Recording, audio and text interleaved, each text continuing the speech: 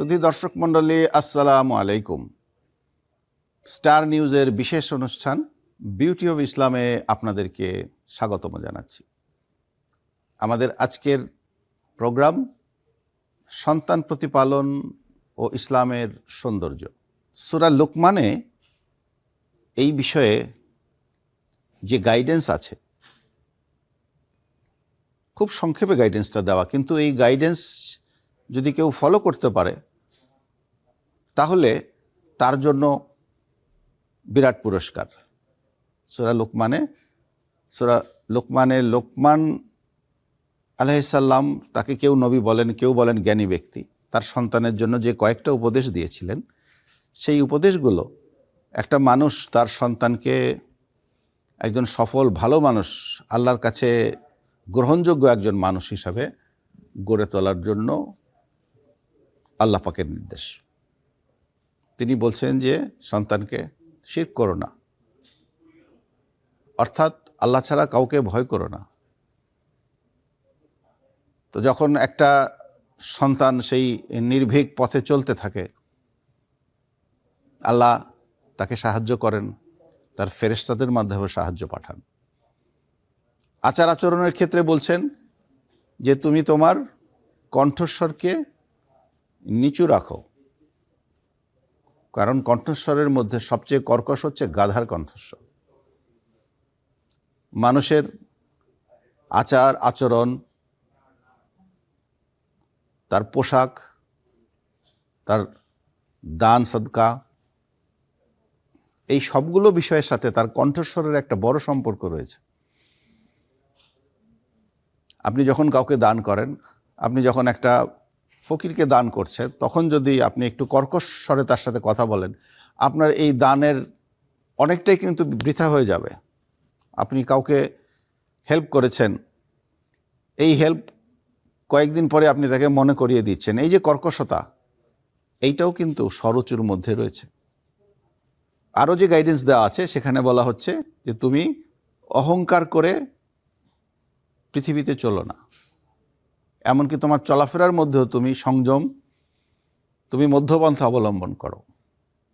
তো এই যে চলাফেরার মধ্যেও সংযম বা মধ্যপন্থা অবলম্বন করা, এই যে সংযমের মাস, মানুষ তার সন্তানকে কিভাবে দেখতে চায়, কুরআন শরীফে ইসলাম খুব সুন্দরভাবে সে কথা বলে দিয়েছে যে লিল মুত্তাকিনা ইমামা, শুধু আল্লাহ ভীরু না, আল্লাহ ভীরুদের নেতা, আল্লাহ ভীরুদের ইমাম।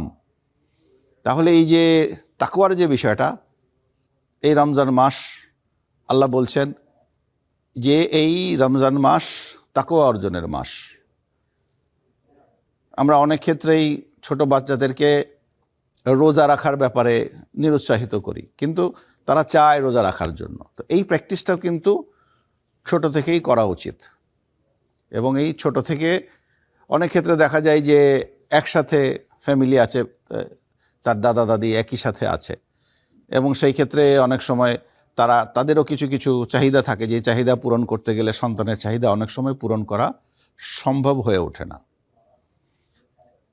এবং সেই অবস্থাতেও পিতামাতার উচিত তার নিজের পিতামাতাকে প্রেফারেন্স দেওয়া, যাতে সন্তানের মধ্যে পিতামাতার প্রতি প্রেফারেন্স দেওয়ার যে অভ্যাসটা, সেটা যেন গড়ে ওঠে। সন্তান পিতাকে কতটা মানবে? ইব্রাহিম আলাইহিস সালাম যখন স্বপ্নে দেখলেন যে তিনি তার সন্তানকে কোরবানি দিচ্ছেন আল্লাহর রাস্তায়, তিনি তার সন্তানকে সেই স্বপ্নের কথা বললেন। এবং ইসমাইল আলাইহিস সালাম, যাকে বলা হয় ধৈর্যের প্রতীক, যাকে বলা হচ্ছে হালিম, তিনি তখন তার পিতার এই স্বপ্নের জবাবে নিজেকে পেশ করে দিলেন, বললেন যে আমি রাজি আছি।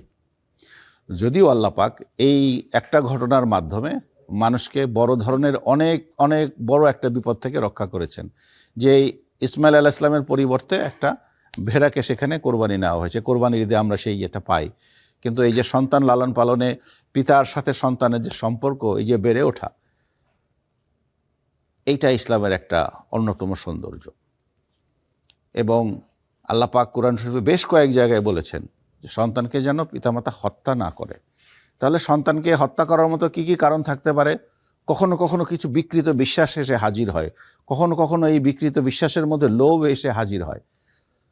যারা অন্ধকারের পূজারী তারা এই পিতামাতাকে বোঝায় যে এই সন্তানকে হত্যা করার মাধ্যমে তাদের কিছু দুনিয়াবি ফায়দা হবে। আল্লাহ আমাদেরকে এই ধরনের ফিতনা থেকে দূরে থাকার সুযোগ দিন। সন্তানের অধিকার কি কি অধিকার আছে পিতামাতার উপরে? সন্তানের যেমন অধিকার আছে, পিতামাতারও অধিকার আছে। সন্তান তার প্রকৃত ধর্মীয় শিক্ষার অধিকার রাখে, সুতরাং ছোট থেকেই পিতামাতা যেন তাকে ধর্ম জ্ঞান সম্পন্ন করে তুলতে পারে।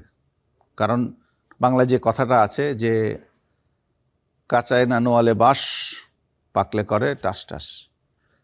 সুতরাং আমাদের যে শিক্ষা ব্যবস্থা, আমাদের দেশের যে শিক্ষা ব্যবস্থা, এই শিক্ষা ব্যবস্থায় একটা শিশুকে কতটা আল্লাভীরু করে তোলা হচ্ছে, এই জিনিসটা দেখার সমন্বিত দায়িত্ব আমাদের সমস্ত পিতামাতার। আমরা এই যে আমাদের দুর্নীতি নিয়ে এত চিৎকার করি, আমরা এত চেষ্টা করি যে দুর্নীতি দূর করার জন্য, তো ইসলামে কি এই সুন্দর বিষয়টা নাই যে ইসলাম দুর্নীতিকে দূর করার ক্ষমতা রাখে? তাহলে এই শিক্ষা ব্যবস্থায় যেন সেই ধরনের শিক্ষা ব্যবস্থা গড়ে ওঠে, আমাদের সেই দিকে জোর দেওয়া জরুরি। আজকে আমরা সমাজে ভেজালের কথা দেখতে পাই। আমাদের স্কুল কলেজে পাটিগণিতে যেখানে বিভিন্ন বিষয় মিশানোর একটা বিষয় আছে, সেই বিষয়গুলো তো আমাদের একটু বোধহয় কারেকশন করা দরকার। যেখানে অঙ্কের হিসাব করতে গিয়ে আমরা যেন একটা দুর্নীতির মধ্যে নিজেদের প্র্যাকটিস নিয়ে না আসি। সূরা আর রহমানে আল্লাহ পাক এই বিষয়ে কঠোরভাবে সতর্ক করেছেন। যে সূরা আর রহমান আল্লাহ পাকের রহমতের সূরা, যেখানে আল্লাহ পাক তার রহমতের বিষয়ে বলে গেছেন, সেইখানে একটা আয়াতে বলা হচ্ছে আল্লাহ তাতগাউ ফিল মিজান, এই দাড়িপাল্লায় এই ওজনে যেন হেরফের করা না হয়। আজকাল আমরা মাঝে মধ্যে দেখতে পাই যে এই এক দাড়িপাল্লার ওজন নিয়ে নানা ধরনের দুষ্টামি হয়ে থাকে। কেউ ভেজাল মিশাচ্ছেন, কেউ ওজনে কম দিচ্ছেন।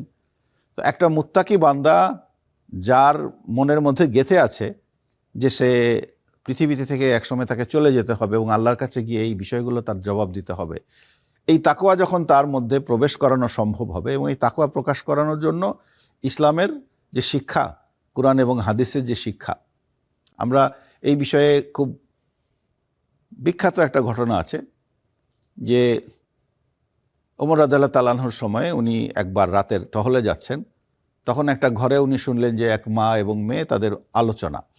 মা বলছেন যে দুধে আমাকে একটু পানি মিশাতে হবে, না হলে আমার আয় রোজগার যথেষ্ট হবে না। তখন মেয়ে বলছে এটা তো করা ঠিক হবে না। মা বলছেন যে না, কেউ দেখবে না। মেয়ে বলছে না, আল্লাহ দেখবে।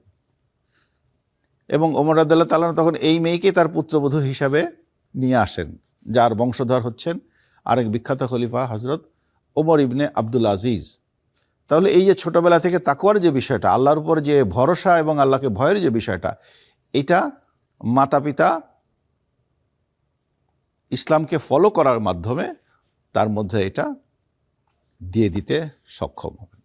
আল্লাহ পাক আমাদের সন্তানদের আমাদের চক্ষুর শীতলতাকারী হিসাবে নেওয়ার জন্য তৌফিক দান করুন। এই যে রমজান মাস, পরম সংযমের মাস, পরম ধৈর্যের মাস, পরম সৌন্দর্যের মাস, যে মা তার সন্তানের জন্য সব কিছু করতে পারেন, ক্ষুধার্ত অবস্থায় সন্তান আছে কিন্তু রোজা রেখেছে, সেই মাও সংযত হচ্ছেন। তা আল্লাহ আমাদের এই সৌন্দর্য, এই সংযমে অভিষিক্ত হওয়ার তৌফিক দান করুন। সবাই ভালো থাকুন। আসসালামু আলাইকুম।